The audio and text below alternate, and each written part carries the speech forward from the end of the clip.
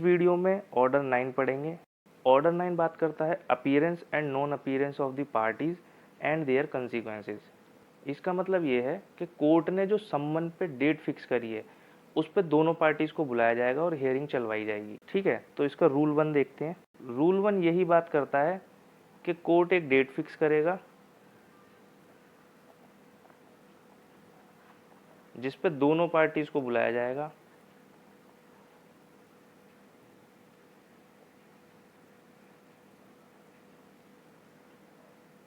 और हियरिंग करवाई जाएगी। जब तक हियरिंग चलेगी, जब तक कि हियरिंग को एडजर्न नहीं कर देता फ्यूचर डेट के लिए।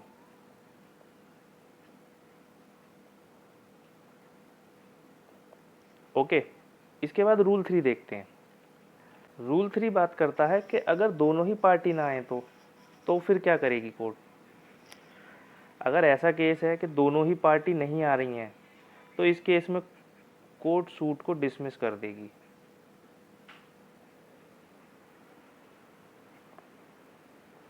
ठीक है, इसके बाद रूल 6 देखेंगे। रूल 6 कहता है कि अगर सिर्फ प्लेंटिफ आया है हियरिंग पे तो उस केस में कोर्ट क्या करेगी।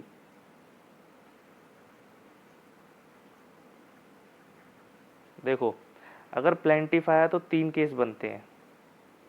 पहला, उसको सम्मन डिलीवर हो गया था। दूसरा, सम्मन डिलीवर ही नहीं हुआ। और तीसरा केस बनता है कि सम्मन डिलीवर तो हुआ बट सफिशिएंट टाइम में नहीं हुआ। इसका मतलब ये होता है कि मान लो जो सम्मन पे डेट थी वो थी 20 सितंबर 2023। इस डेट को कोर्ट में अपीयर होना था डिफेंडेंट को और अपना जवाब देना था। जो सम्मन उसके पास रिसीव हुआ वो हुआ 26 सितंबर को। ठीक है, तो इन तीनों ही केस में क्या होगा। देखो, अगर सम्मन डिलीवर हो गया है और डिफेंडेंट नहीं आया डेट पर तो ऐसे में एक्स पार्टी डिसीजन कोर्ट दे देगी, मतलब कि प्लेंटिफ के फेवर में जजमेंट पास कर देगी। एक्स पार्टी डिसीजन को ही हम डीम्ड डिग्री भी बोलते हैं। ये डिक्री जैसी दिखती तो है पर प्रॉपर डिक्री नहीं होती। इसकी आप अपील तो कर सकते हो पर ये डिक्री नहीं है। डिक्री क्यों नहीं है? डिक्री इसलिए नहीं है क्योंकि इसमें कंक्लूसिवली राइट्स को डिटरमाइन नहीं किया कोर्ट ने।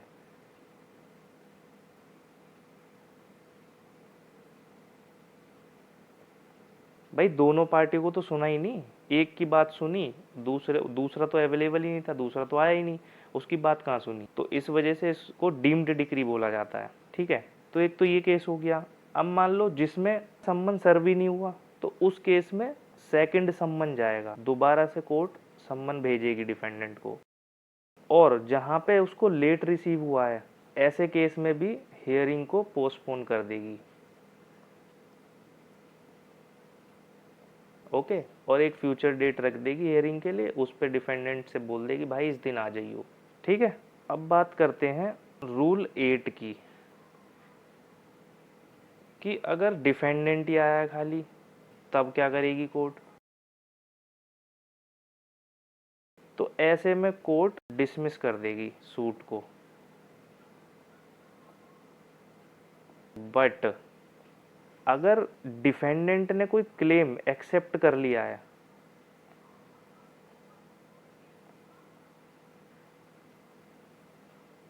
चाहे तो पूरा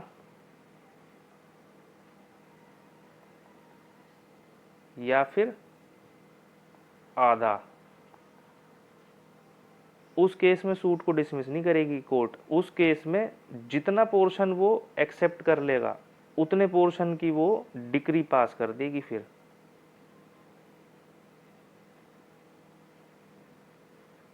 ठीक है, आई होप यहां तक समझ आया होगा। अब बात करते हैं हम रूल 13 की। रूल 13 बात करता है set aside x party decree. इसको सेट असाइड कराने की बात करता है। इसका मतलब यह है कि जिस दिन डिफेंडेंट नहीं आया था, जो कोर्ट ने डिक्री उसके खिलाफ पास कर दी उसे बिना सुने ही, उसी को सेट असाइड कराने के लिए वो एक एप्लीकेशन लगाएगा कोर्ट में और कोर्ट को सेटिस्फाई करेगा कि वो उस दिन क्यों नहीं आ पाया। अगर कोर्ट सेटिस्फाई हो जाती है उसकी बात से, तो एक्स पार्टी डिक्री को सेट असाइड कर देगी। ठीक है, तो आई होप आपको ऑर्डर 9 समझ आया होगा। मिलते हैं नेक्स्ट वीडियो में।